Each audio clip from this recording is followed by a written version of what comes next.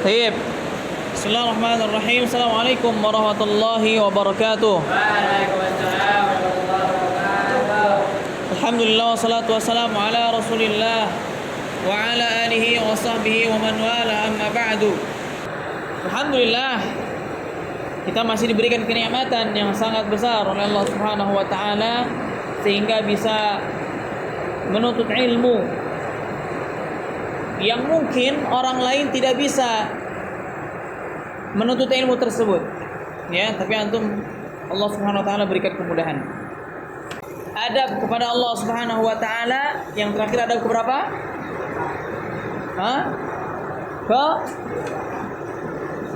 Ke-8 atau apa? Ke-9? Ke-8. Ya.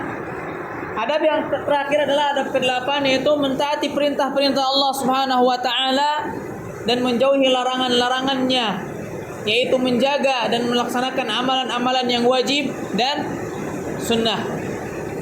Kemudian adab yang ke-9, ridha terhadap takdir dari Allah Subhanahu wa taala disertai kesabaran dan menyerahkan diri secara sempurna.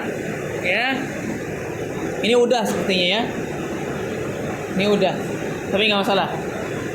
Sebagaimana sabda Rasulullah sallallahu alaihi wasallam, "Ajaban li amril mu'minina inna amrahu kullahu lahu khairun wa laysa dzaka li ahadin illa lil mu'min. In asabathu sarrahu syakara fakana khairan lah wa in asabathu dharra'u sabara fakana khairan lah." Baik. Sangat menakjubkan urusan seorang mukmin. Sungguh semua urusannya adalah kebaikan baginya, dan hal ini tidak terjadi melainkan pada seorang mukmin. Apabila mendapatkan kegembiraan, ia bersyukur dan itu merupakan kebaikan baginya. Dan apabila mendapatkan kesusahan, ia bersabar dan itu merupakan kebaikan baginya.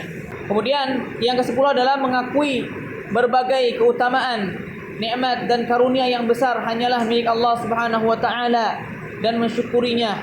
Dan yang paling mulia adalah nikmat Islam, iman, sunnah dan menuntut ilmu syar'i. Jadi antum ketika menuntut ilmu syar'i, maka itu adalah sebuah kenikmatan yang besar dari Allah Subhanahu wa taala. Kemudian yang terakhir yang 11 adalah bertakwa kepada Allah Subhanahu wa taala dalam keadaan tersembunyi maupun terang-terangan dan mencintai Allah Subhanahu wa taala melebihi mencintainya kepada diri sendiri, harta, keluarga dan anak. Ya, ini merupakan kewajiban kita. Makanya di khutbah Jumat, di pembukaan khutbah Jumat, khatib berwasiat agar selalu bertakwa kepada Allah Subhanahu wa taala. Takwa di sini adalah mengerjakan perintah-perintah Allah Subhanahu wa taala dan menjauhi segala larangan-larangan dari Allah Subhanahu wa taala. Ya. Bimtithalil awamirillahi wajtinab nawahi. Ya. Dan bertakwa itu dilakukan terutama ya hatta walaupun kita sendirian atau kita di tempat yang tersembunyi. Ya, mungkin kalau terang-terangan dia bisa bertakwa kepada Allah Subhanahu wa taala, tapi kalau sendirian dia mungkin di rumahnya enggak ada orang tuanya, dia sendirian, atau antum lagi main handphone sendirian. Nah, gitu ya. Ini harus bertakwa kepada Allah Subhanahu wa taala. Jangan sampai kan orang tua saya enggak ngelihat ini, gitu kan. Guru saya enggak lihat ini, teman saya enggak lihat ini. Ya, seperti itu. Ya, tapi ada yang Maha melihat, yaitu Allah Subhanahu wa taala. Allah Subhanahu wa taala berfirman, "Ala inna awliya Allahi la khaufun 'alaihim wa la hum yahzanun. Alladzina amanu wa kanu yattaqun." Ya. Ingatlah, wali-wali Allah itu tidak ada rasa takut pada mereka dan mereka tidak bersedih hati, yaitu orang-orang yang beriman dan senantiasa bertakwa. Surah Yunus ayat 62 sampai 63. Kemudian Allah Subhanahu wa taala juga berfirman, "Walladzina amanu asyaddu hubban lillah."